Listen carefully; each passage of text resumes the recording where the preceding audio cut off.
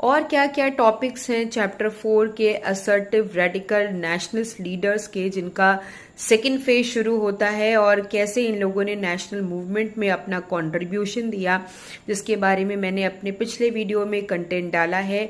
और अब मैं आपको उसके आगे के कंटेंट का वीडियो डाल रही हूँ। इसके लिए आप मेरे चैनल को सब्सक्राइब करिए और मेरे वीडियो पर बने रहिए।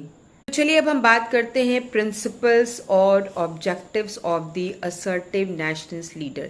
जैसे कि मैंने आपको पहले बताया था कि असर्टिव रेडिकल नेशनलिस्ट ना तो प्रेयर पे बिलीव करते थे, ना प्रोटेस्ट पे बिलीव करते थे, और ना ही पिटीशन पे बिलीव करते थे।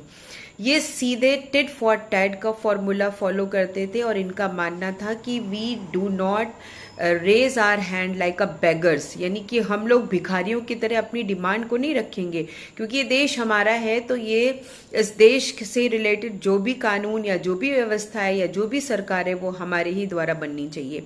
तो सबसे पहले मैं बात करना चाहूँगी उस लाइन का जो कि जिसको कि हमारे असर्टिव नेशनलिस्ट लीडर ने कहा था कि freedom is my birth right and I shall have it. क्या आप जानते हैं कि इस लाइन को किसने कहा था?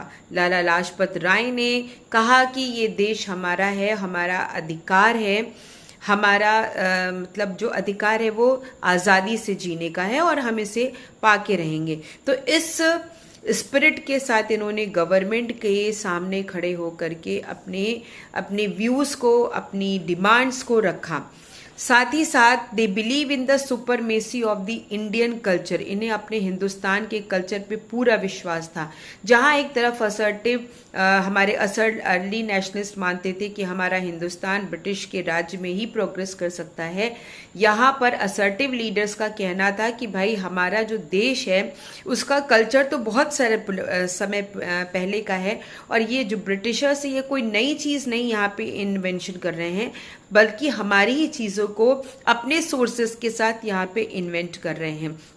तो इन्हें अपने हिंदुस्तानी कल्चर पे और यहाँ के ट्रेडिशन पे, यहाँ के नेशनल हेरिटेज पे पूरी तरीके से विश्वास था, और ये मानते थे कि इंग्लिश ही रिस्पॉन्सिबल है हमारे हिंदुस्तान की वेल्थ को ड्रेन करने का। साथ ही साथ इन्हें ब्रिटिश के किसी भी सेंस, कोई भी जस्टिस, किसी भी फेयर मीन्स पे कभी भी बिलीव नहीं था।